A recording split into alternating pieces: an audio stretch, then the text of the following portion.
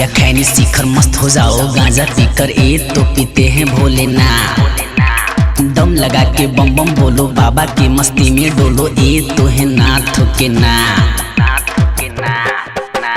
बहुत खालिया खैनी शिखर मस्त हो जाओ गांजा पीकर ए तो पीते हैं भोले ना।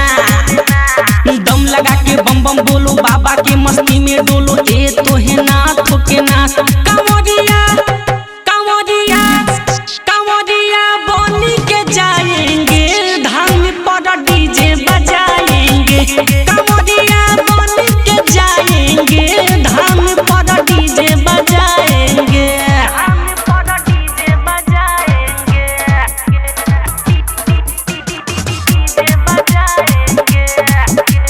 बाबा के स्टाइल में चिलम चढ़ाएंगे। भांगो का पत्ता उसमें मिलाएंगे। बाबा के स्टाइल में चिलम चढ़ाएंगे। भांग का पत्ता उसमें मिलाएंगे। कांवरिया कांवरिया कांवरिया बोली के जाएंगे धाम पर डीजे बजाएंगे। कांवरिया बोली के जाएंगे धाम पर डीजे बजाएंगे। धाम पर डीजे बजाएंगे।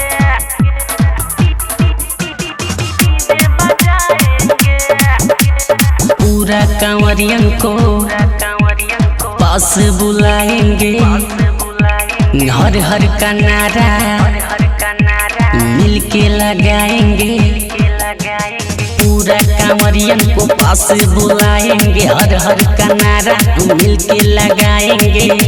कांवरिया कांवरिया कांवरिया बोली के जाएंगे धाम पर डीजे बजाएंगे। कांवरिया बोली के जाएंगे धाम पर डीजे बजाएंगे।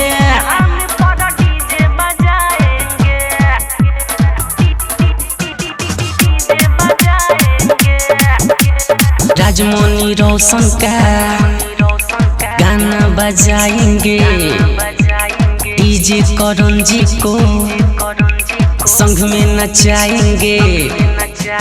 राजमौनी रोशन का गाना बजाएंगे। डीजे करण जी को संग में नचाएंगे। कांवरिया कांवरिया कांवरिया बोली के जाएंगे धाम पर डीजे बजाएंगे। कांवरिया बोली के जाएंगे धाम पर डीजे बजाएंगे। Recording by Race Music Studio, Chakia।